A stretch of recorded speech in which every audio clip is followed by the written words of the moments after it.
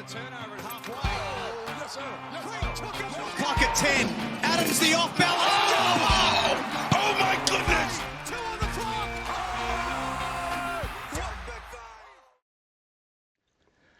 Hello, welcome back to the Basketball Fix podcast. It's Beyond the Buzzer with today just Ryan and Jeremy. Josh, what did we do to him, Jez?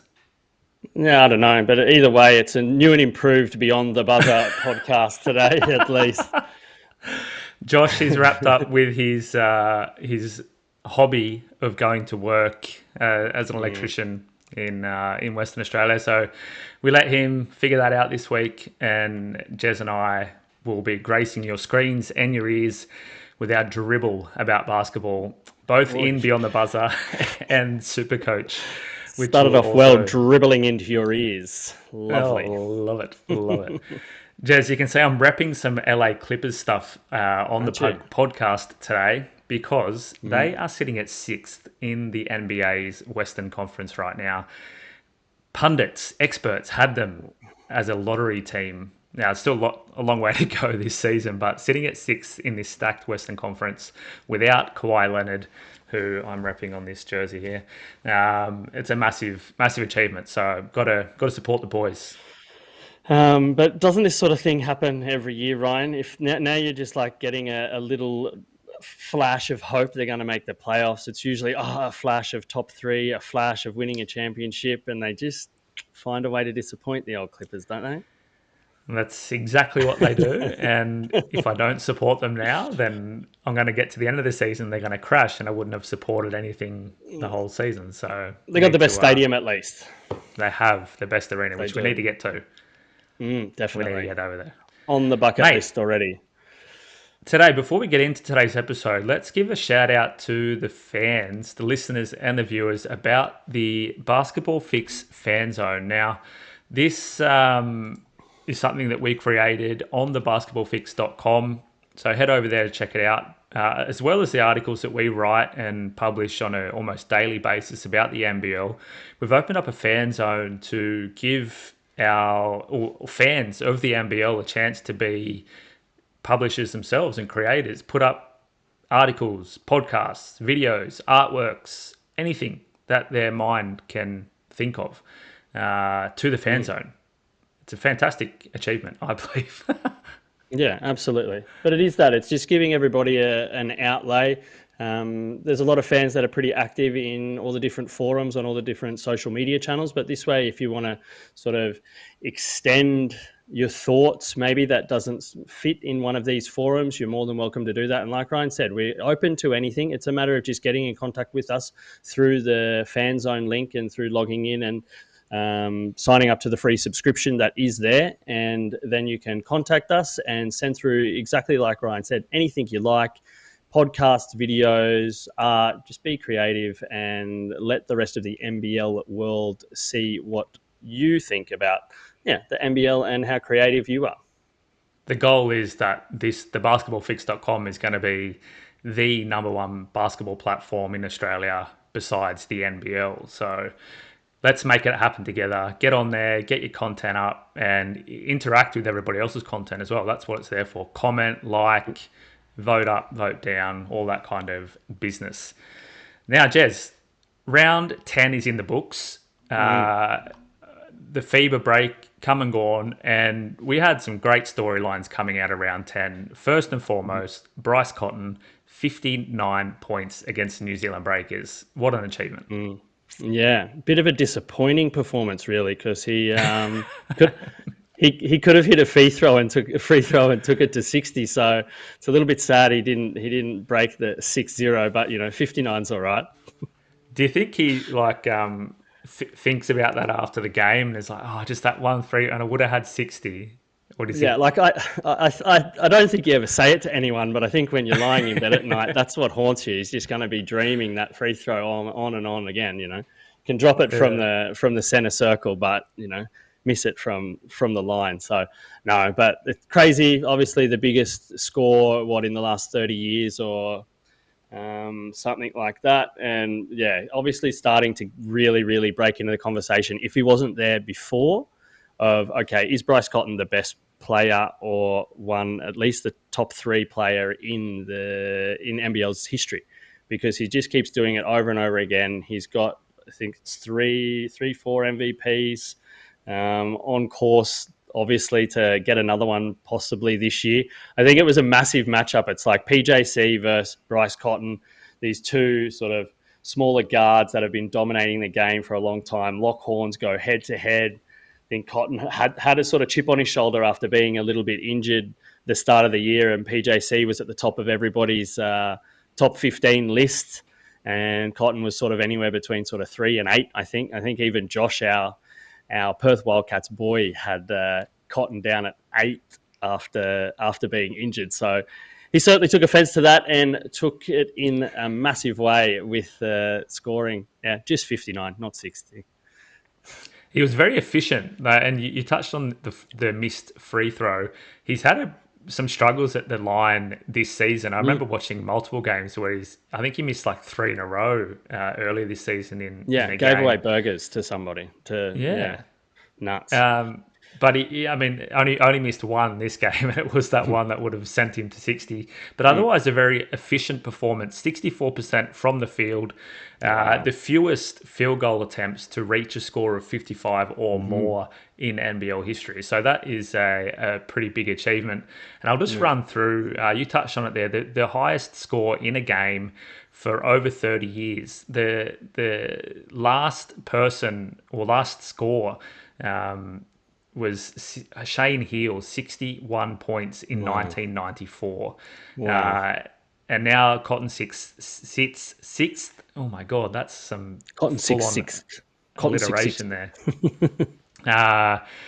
Sixth on the list for highest scores in the NBL. We have Al Green at 71, Reg Biddings 63, Heal 61, and then Gaze and Green again that scored 60. So he just missed out on that kind of trio there, and is the most points in the 40-minute era after Bateman's 51 points just 2 weeks ago. So yeah, we're seeing some pretty good scoring basketball this year. Yeah, I saw a really good, simple meme, whatever you want to call it, where it was just like, still can't get that right. Where it's just like, Bateman 51, Bryce Cotton, hold my beer. Yeah, exactly. Yeah, simple, very effective. It feels exactly like. And Bateman was also very efficient in his scoring, and Bryce like, mate, you know one in this league. I'll sort this out for you. Yeah, did well. But it does obviously help Perth a lot. They've won now 3 of the last 4 games and have gone up to, was it 5th in the standings, I think, heading into this weekend. And a bit of a resurgence. They've had a roller coaster ride this season. They were kind of started strong, and then Cotton got injured, and everyone's like, "Hey, they're out. You can't back them in." They come back early from injury, and it's just been outstanding since then. And Perth now making a big surge to the top of the table. Yeah, it's been impressive, and with Cotton now, obviously with that big score, now sits at the top of the point scoring table for players, jumped over Kendrick Davis now with, I think it's like 22.1 points or something like that. So, oh wow! So took just one big score. Now he's at the top. Missed all those games. So but it's average, obviously. So. All right. Massive for Perth, and good to see that they're back. They're starting to become a danger now. I think like we were expecting them to be one of the top teams. I think all 3 of us tipped them as a top 2 team this season. But they're really working out how they can spread the floor, and that's what it was all about. It was just like working in these young guys like Pepper and Henschel, and now all of a sudden Bryce Cotton can get this space, because if they're leaving these guys free, even Windler's been starting to score a little bit now as well. So they've got some depth, and a lot of depth from the perimeter. So you've got to be on the ball there, I think, with them. So they're definitely up there I think once again they've got to be a top 2-3 contender now for sure. Yeah, definitely. With the depth of the team, and an interesting kind of fact that I brought out of it, one of the game previews I'm writing for this weekend, that in the win over Brisbane, the bench scored 49 points. Was it 49? 46 or 49. And then in the game against New Zealand, only 9 points. So they also know when to sit back and let Cotton cook, because he's played almost 38, 54 was his tally on the weekend in time. So almost to 40 minutes, which would have obviously taken a lot of time from those bench players that would have led to them scoring more. But a great season so far for the Perth bench unit. But a team, Jez, that is on the slide down, the Sydney Kings. What's been happening with the Kings? Yeah, well, like it's the thing. They were heavy favourites coming in this year. I think everybody was, all right, this team is stacked, was what all the talk was about. But there was that question of, okay, how are they going to use all these weapons that they have, and is everything going to gel? And it's been a problem from the get-go. And then you look at their two games that they had, their double header last weekend, and they struggled again. They snuck past Cairns, and obviously Cairns are sitting at the bottom of the NBL table at the moment. A lot of teams have been absolutely crushing them, but they were even trailing there, I think, around the half-time mark there. So it was way too close for comfort, and you miss a few shots and all of a sudden you're behind and you can lose that game. I think they ended up winning by 6, but it was anyone's game there for a long while, and definitely an under par performance for them, besides sort of the resurgence of Cam Oliver, which we can get into a little bit later. But and then they come back against Melbourne, and that game ended up really, really close. It was a one possession game there in the end.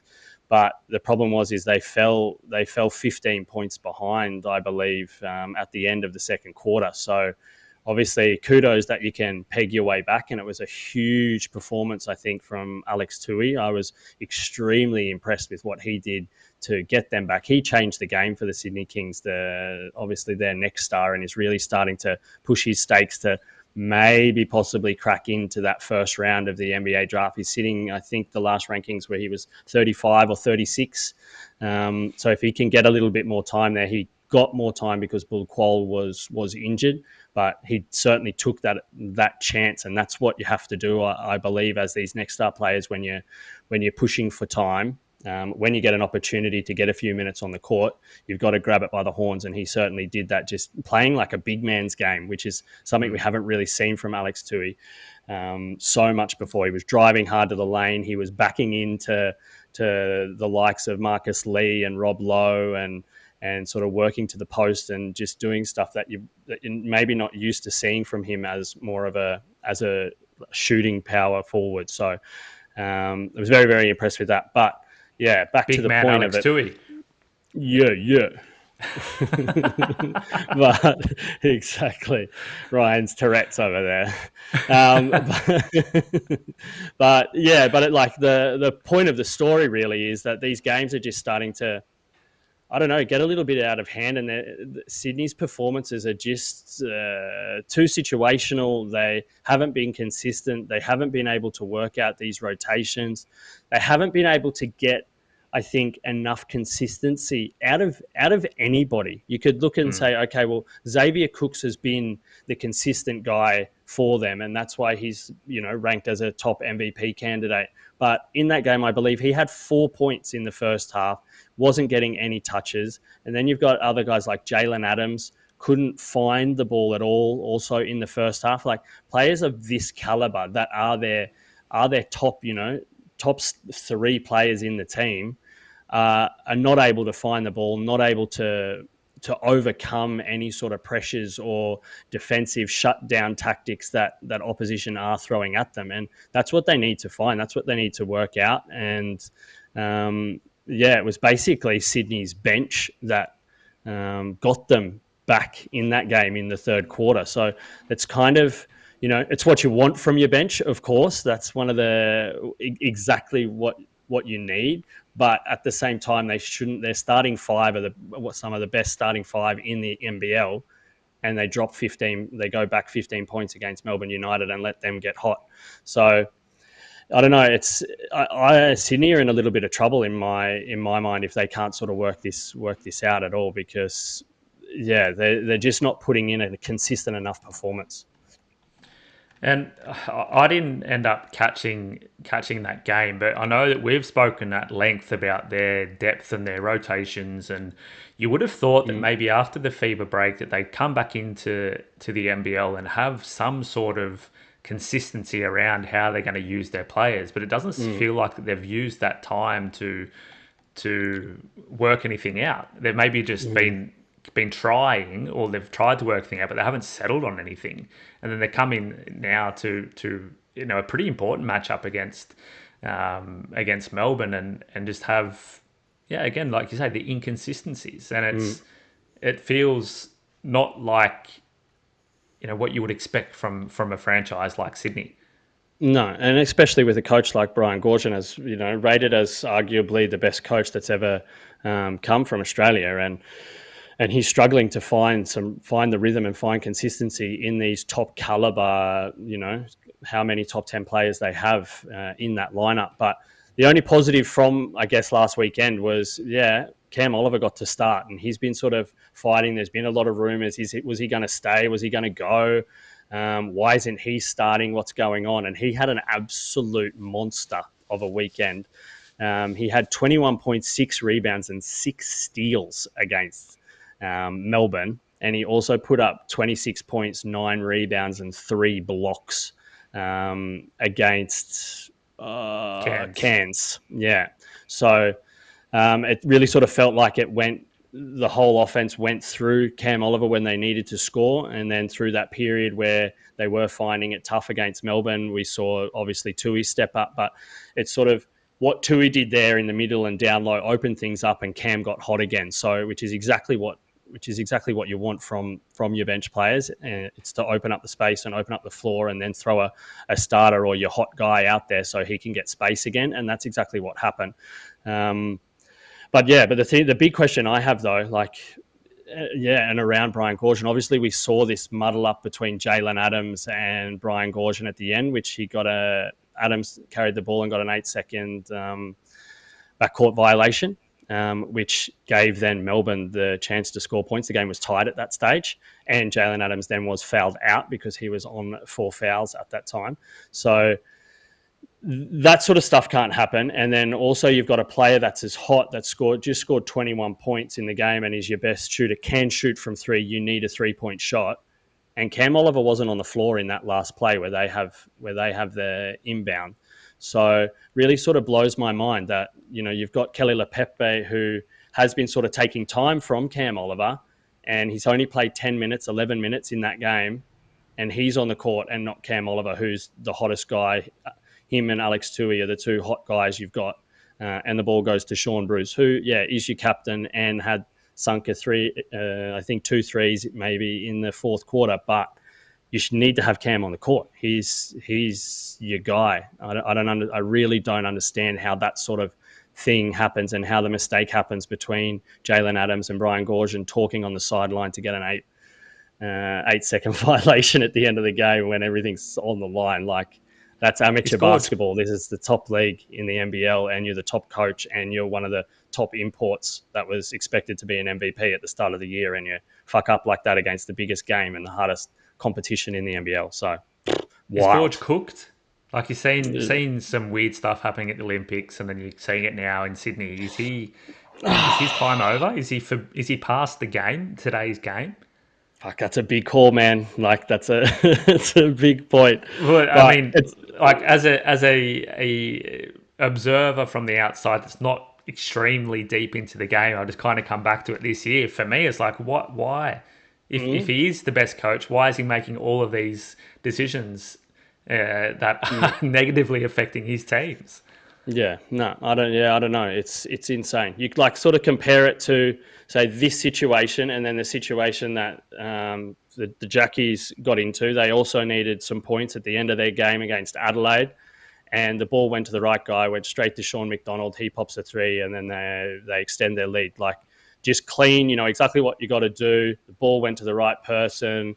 Scott Roth writes up the right play. It just happens. So that's how automatic it should be, and that's how automatic it should be for Brian Goorjian, who's been coaching for forever. This sort of stuff should just be automated. You just push play, and it works. So, you might be onto something there. It's a massive call though. Yeah, well, Sydney are the best defensive team in the league. They're first in opponent field goal percentage, first in opponent 3-point percentage. They force the most turnovers and hold teams to the second lowest scoring. So, but they're struggling on offense. They're the 7th ranked scoring team. They commit the 5th most turnovers, and their shooting percentages are rat shit. So they need to fix some stuff up on the offensive end if they're going to be a continued force this season.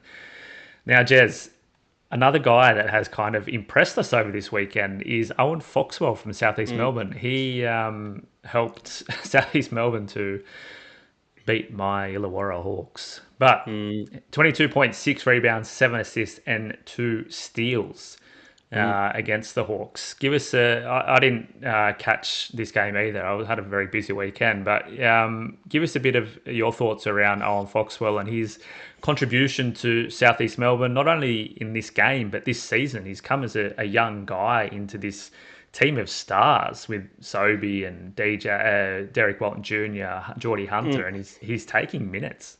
Yeah, absolutely. Like, it's a shame that Josh isn't on this pod because Josh was red hot on Foxwell, especially in Supercoach. He thought he was going to get like a lot of time at the start of the year, and he did. He showed potential. He was good in the blitz. He was really showing that he is one of the young talents of Australian basketball. And I think just at the start of the season, he just wasn't getting the time. He was almost getting used as a key defender. Because he's got his speed and can really sort of get in the face of opponents with the ball. That's what he was sort of getting used for the most. But in this game, he really exploded, and Illawarra just had no answer for him.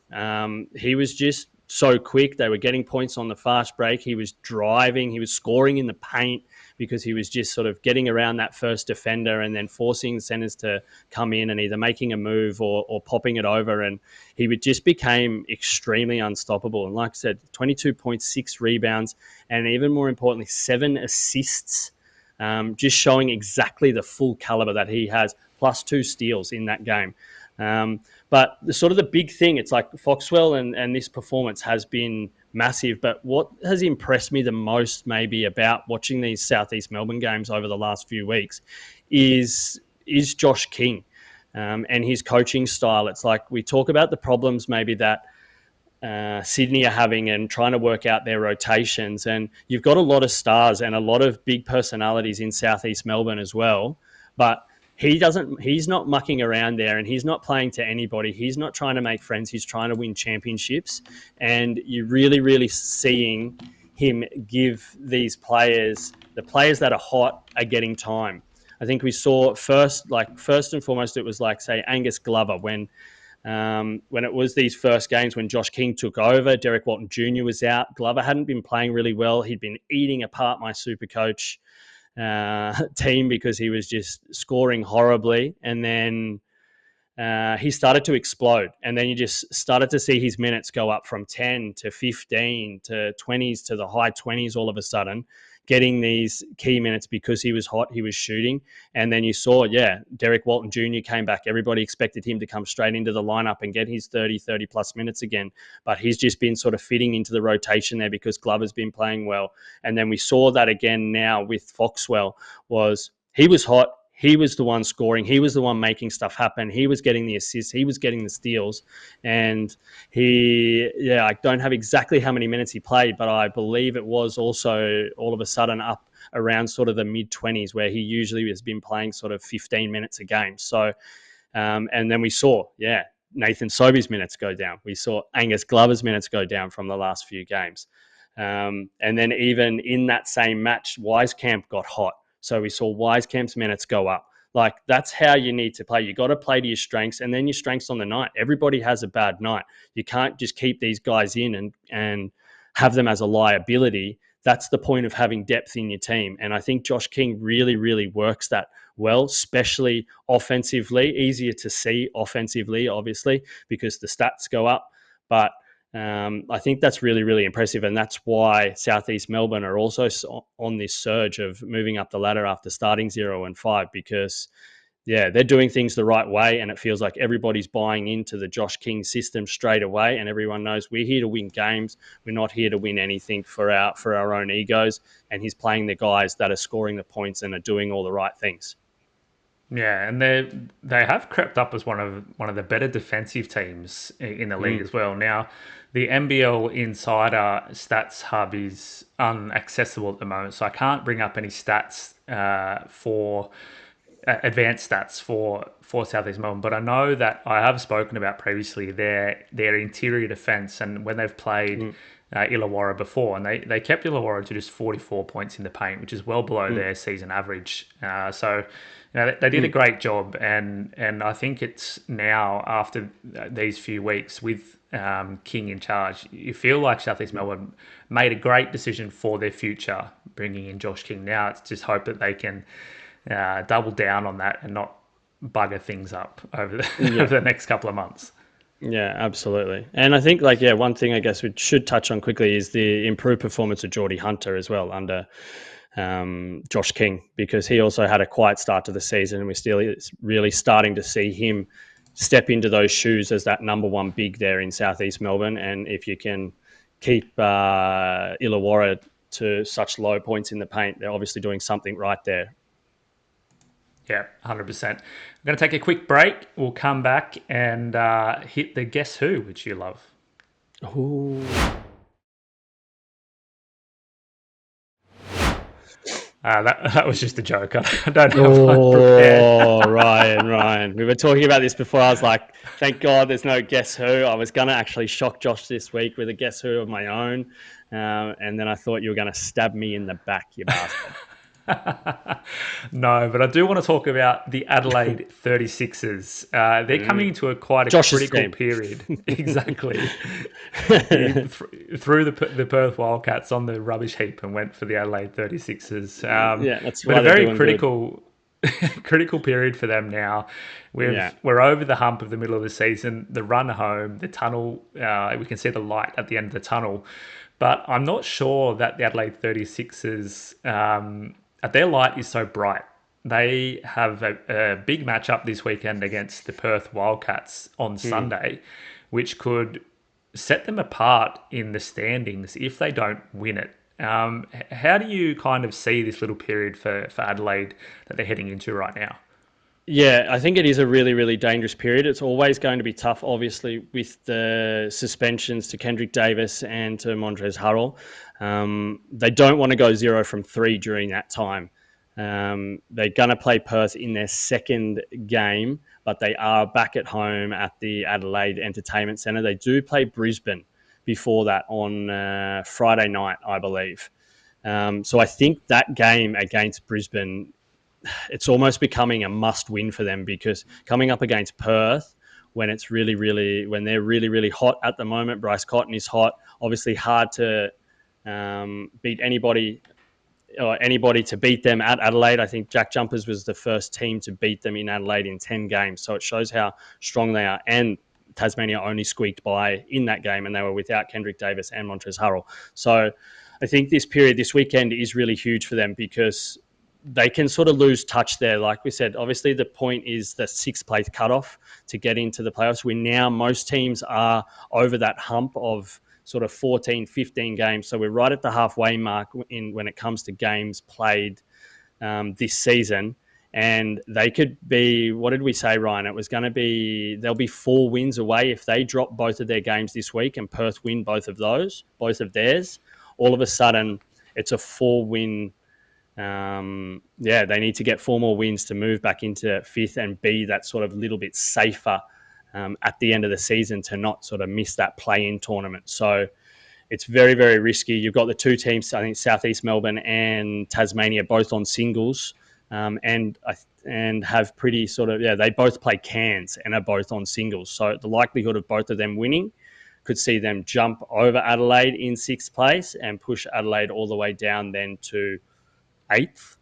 It is sort of a very, very critical period, because they don't want to have to be hunting hunting wins at the end of the season to be safe, because as we know from last year how close it was at the end of the year, and it was sort of anybody's game to take that last spot in the last, I think, 2 rounds. Every team was still alive for the playoffs, so you don't want to be in that mix. They need to get a win if they want to make sure that they set up their run home and not be in this patch or this group that are desperate for wins at the end of the year.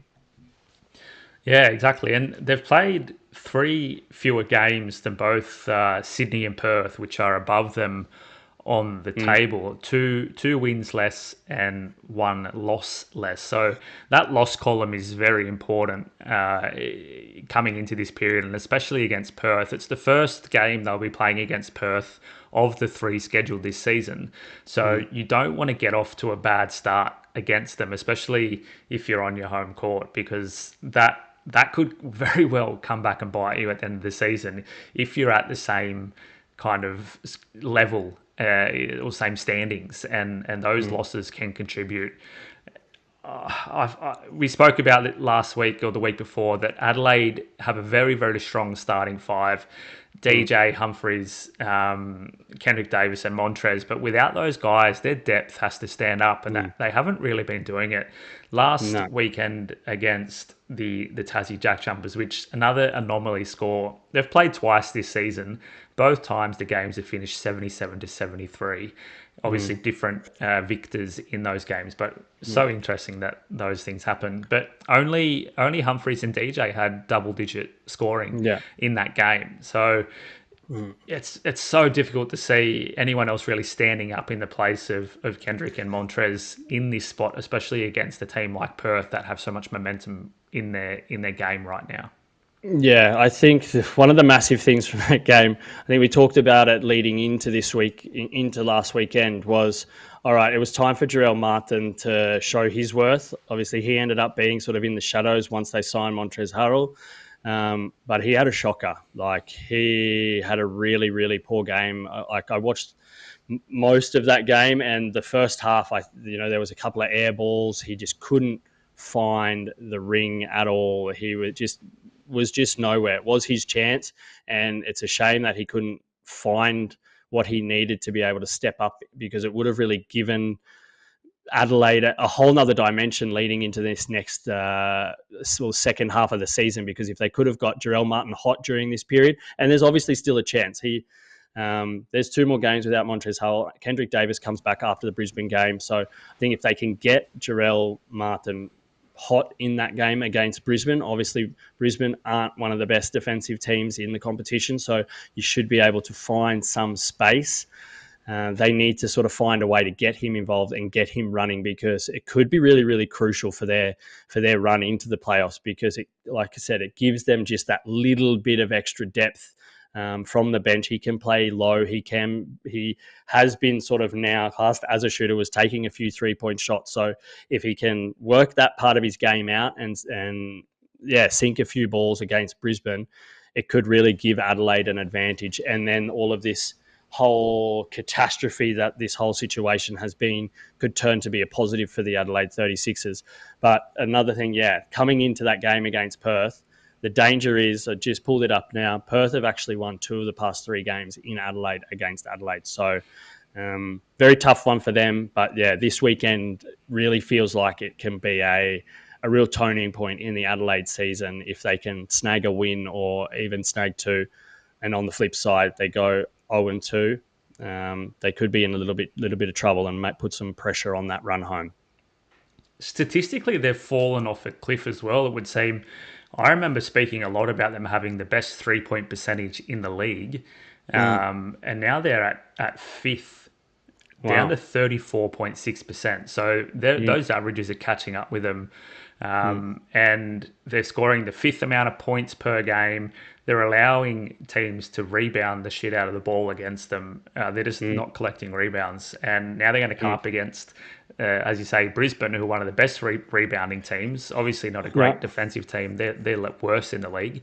So they're going to be able to score points, but if they can't collect these rebounds, and they're going to be up against Tyrell Harrison and Rocco Zikarsky and Josh Bannon, they're going to grab these boards. They're not going to get any second chance points, and they're just going to be running backwards and forwards, trying to shoot threes, or I don't know, Yeah, but I think that's the thing. For me, I think you need to have a really, really huge performance from Isaac Humphries, especially down low and under the rim. But for him to be able to do that, he can't be the second best scorer on the team.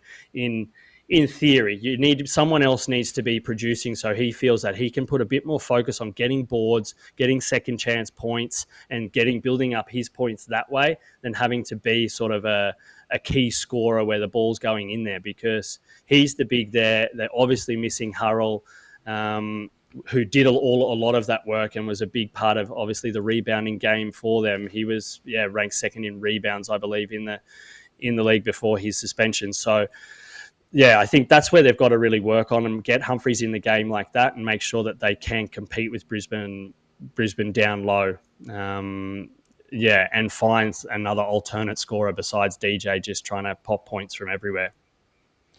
And just to give everyone a bit of a kind of look forward into the 36ers' future, they now enter a period from next week, round 11. They will play 7 double game weeks out of 9 possible weekends of basketball. So it's going to be a very intense schedule for them. And, they're going to have to stand up, at an amazing rate to try and at least not go less than 500 in that space.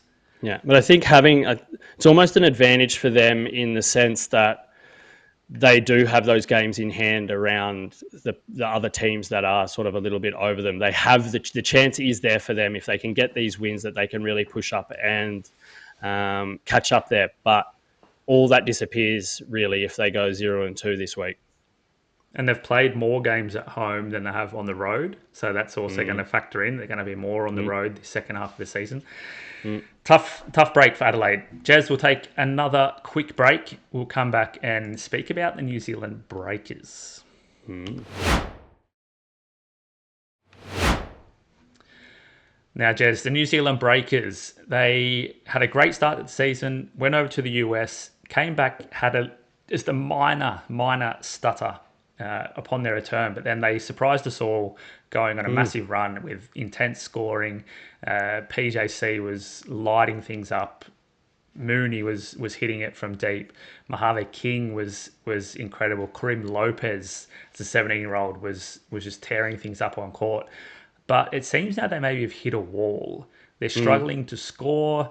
Teams are figuring things out about New Zealand. They brought in Taco Fall as a new import following kind of some stuff that happened over in the US. He came in and now he's out again, injured. What's all this mean for New Zealand? Yeah, well, this is just another injury. I think a part of this, to be fair to New Zealand, has been because they've been struggling with injury. I think we saw Max Darling go out.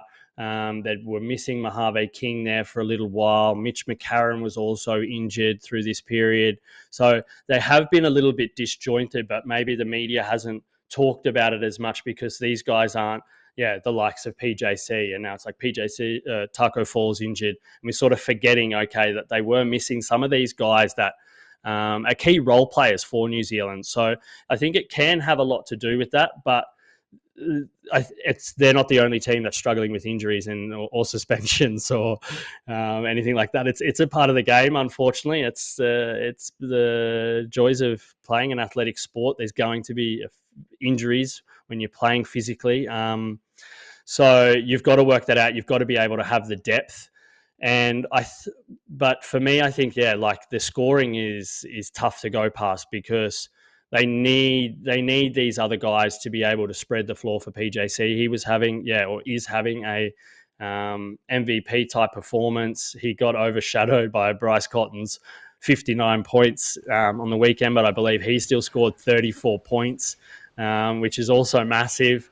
So he's doing all the work, but you've got to find other guys that can help and that can score the other half of your points or a little bit more, because at the moment that's just not happening. And that's maybe, due to the injuries I think we saw coming back after they sort of recovered from those first few games where they may have been a bit jet lagged or affected by the travel. We saw a completely different New Zealand, but I think to be, I don't know, critical, I guess, it could have almost helped them. They played so many less games, obviously, than anybody else in the NBL, and teams didn't have the tape. They didn't know how they needed to shut down New Zealand, and maybe that's why they sort of shocked people. I was one of the people that was on the New Zealand bandwagon. I think you were quite critical of them, saying just hold your horses there a little bit because we're just not quite sure what New Zealand are. And I think that helped them, and then they got injuries as well. So I think it's just been an accumulative, I don't know, ball of, I don't know. I don't know what you could say there, but it's been sort of the whole flow of their season has been a little bit sort of a different path to anybody else. And I think we still don't know exactly what New Zealand are all about, but they've got to work out what they're going to do now with Taco Fall. There's no information that we can find at the moment how serious that injury is, but there's definitely the media speculation throwing everything in all directions, saying they're now going to write him off and get another import in, or it's going even as crazy as that. So it'll be interesting to see how that plays out, but then I think they just need to settle down, and you hope for their own good that they can just keep their team healthy for a little bit. We can really sort of see guys like Moave King and Matt Mooney start to spread the floor a little bit for PJC. You can see him sort of, in those early games, he was getting, almost getting double doubles by with his assists, and that sort of all dropped off because he's not really finding anybody now that's consistently scoring like they were during that period where they were winning games once they got back from their trip in the US. So I think we want to sort of see all that now. You want to see these other guards start to step up and really find this combination with PJC on the floor, and we can see the real sort of offensive side of New Zealand. And now they've got to work out the defensive side as well. Obviously, with Gillespie going, who was one of their big defenders in the paint, now Fall, the only sort of guy that's left. I think Pinot also got injured in that game with Taco Fall. So you've got Sam Menenga as the only big in New Zealand that's going to have to take all these minutes, which is tough. It's a tough physical job, and I think the teams you find sort of why Tasmania's also been having struggles this year is because they've just got Will Magnay there, and they don't have these sort of two big bodies that they can bounce off and use. So it's going to be a tough period for New Zealand now, and they also another key team, a little bit like Adelaide. If they go 0-2 this week, they all of a sudden drop from just a few weeks ago being the team on the top of the ladder to in this mesh that's down at the bottom in sort of 5th, 6th, all the way down to 8th. So they're going to have to also pick up a win this week if they want to stay out of that, pressure zone, you could almost say, in the middle of the table.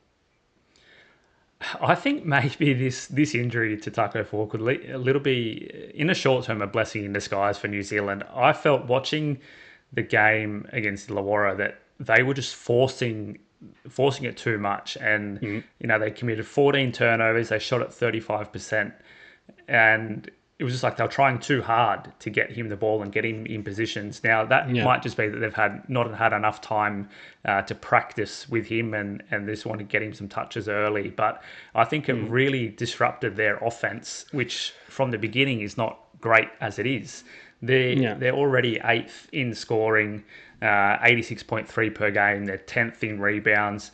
They're shooting quite well. Okay, they're 2nd in the league in field goal percentage. But if you're not getting the looks and you're not getting the ball up into your offensive half, at a high rate very frequently, then your shooting percentage doesn't matter. It's a similar thing, as you said, to Adelaide earlier in the season, where they have the highest 3-point percentage, but not shooting the ball, so it doesn't really matter.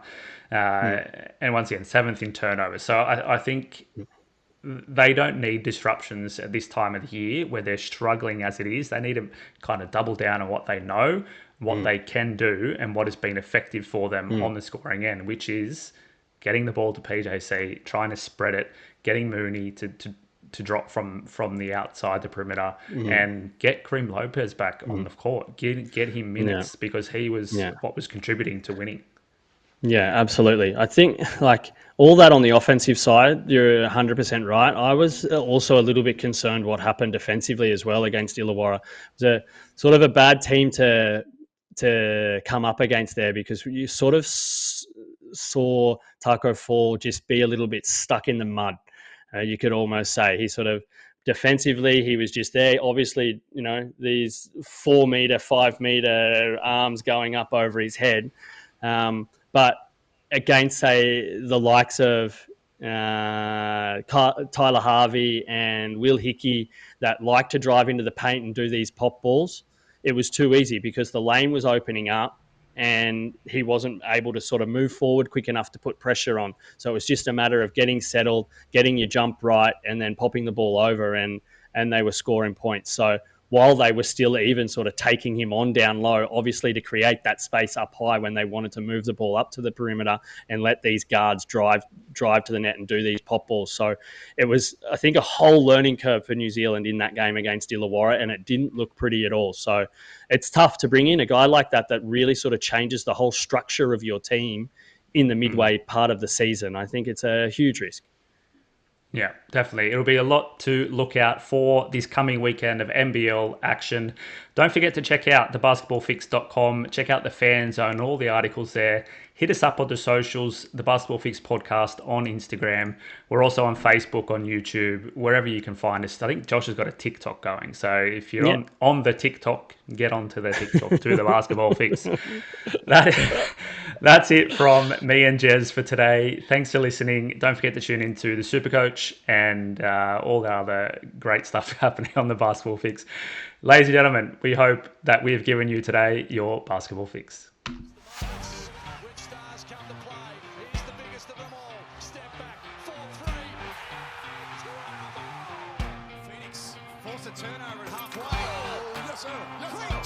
Clock at 10. Adams the off balance.